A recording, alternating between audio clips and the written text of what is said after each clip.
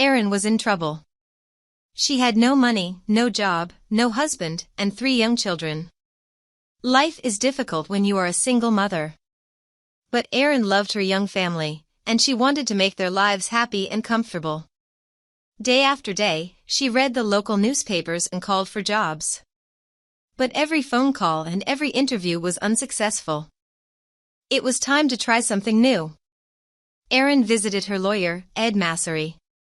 "I'm smart, I'm hardworking, and I'll do anything," she told him. "Please give me a job."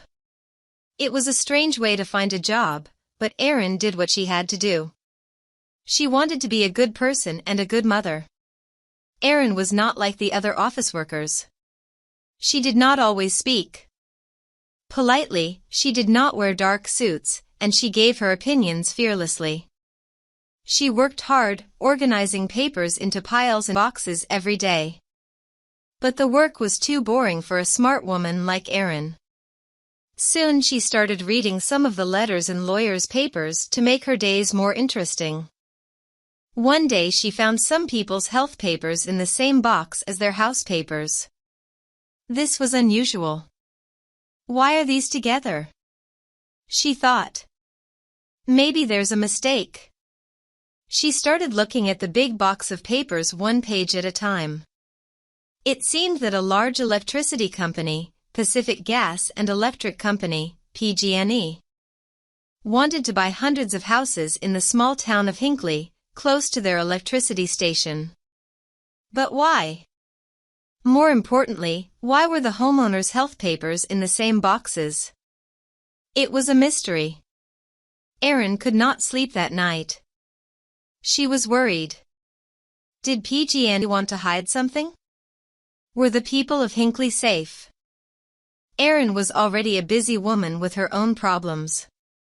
She had little time to worry about other people. But deep inside, Erin felt that something was wrong. Could she solve the mystery? She needed more information. The next day, she spoke to her boss, Ed. With his help, Erin started looking more closely at the papers. Erin discovered more and more strange papers in the Hinckley box. She realized that there was a serious problem. She loved her family and she wanted to spend more time with them. She wanted to see her children grow up. But people in Hinckley were very sick. And only Erin knew about it. She wanted to help. So she bravely decided to solve the Hinckley mystery alone. Erin visited people in Hinckley and spoke to them about PG&E, their houses, and their health. She wanted to find the true story. Erin was not a lawyer. She was friendly and interesting, and the people of Hinckley liked talking to her. They told her that PG&E was a good company.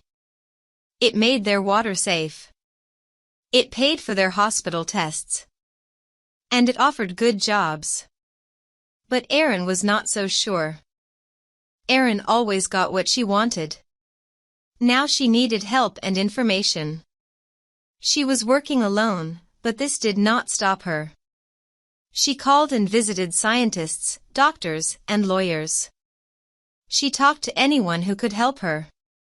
And every day she worked hard. At last, she got the piece of information that she really needed. PG&E was poisoning the water near Hinckley. PG&E is one of the biggest companies in the U.S., and people liked and trusted it. But Erin realized that the company told lies. The water was safe, they said, but they were poisoning it. Erin was not important, famous, or rich. She was not even a lawyer. But she decided to fight against PG&E for the people of Hinckley. She knew that she had to help in every possible way. How many people were poisoned in Hinckley? Was anyone in danger? Erin returned to the town to find out. People knew Erin now. They trusted her, and they talked honestly about their health problems. Hundreds of people in Hinckley had terrible illnesses, and some were dying. As Erin listened to the great problems and worries in these people's lives, she became very angry. PG&E knew that it was killing people. It was expensive to clean the water from its electricity station, so the dirty water ran into Hinckley's river and drinking water. Now the company wanted to buy the houses and keep the secret. It was not worried about the people who became sick. It was worried about possible payments to those people. Money was a big problem for Ed Massery, too, at this time. Aaron's work was important. He knew that. But lawyers only get paid when they win. It was almost impossible for a small local law office to win against PG&E. Ed was afraid. But he was a brave man, too. He trusted Aaron. And Aaron's courage and hard work carried them through the most difficult times. From start to finish, Aaron's work for the people of Hinckley took more than 5 years. During that long and difficult time, Aaron and Ed made a great team. As Aaron talked to different Hinckley people, her name and face became famous in the town. She had to be careful, though. She did not want PG&E to know about her work. As more people told their stories, Aaron got the necessary information. She worked longer and longer hours. She still had a family to look after, too. Her body and mind were tired. But she knew that quick action was important. Finally, it was time to fight PG&E. Aaron and Ed sent 634 notices for lawsuits from their small office to the large, expensive offices of PG&E. It was brave. But was it crazy? PG&E was a dangerous enemy. Was this the end for Ed's company? When PG&E received the notices for the lawsuits, its lawyers immediately realized the danger. The sick people of Hinckley wanted a lot of money from the company. More lawyers were brought in on both sides.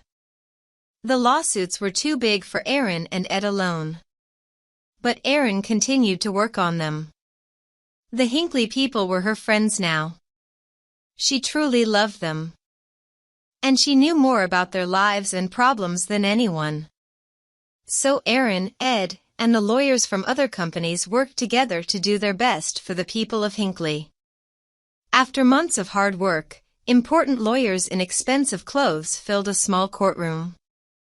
PG&E bosses sat quietly in their chairs, trying not to look worried. Aaron was nervous. And excited. She thought about her friends in Hinckley, and she remembered the long years behind her. As the judge spoke his final words, she listened silently. PG&E had to pay $333 million to the people of Hinckley. It was the largest amount of money for this type of lawsuit in the history of the United States. This also gave hope to other ordinary people and small law offices. And when PG&E stopped poisoning the water at Hinckley, hundreds of people's lives were saved. After their fight against PG&E, Aaron and Ed had enough money to stop working forever. But today, Aaron is still working for Ed's office. She is not a lawyer. She always liked to do things her own way, and she has not changed. But her health, her family, and the people of Hinckley are more important. Today, she works for other ordinary people who are fighting against big companies. Her courage and hard work continues to help people and save lives.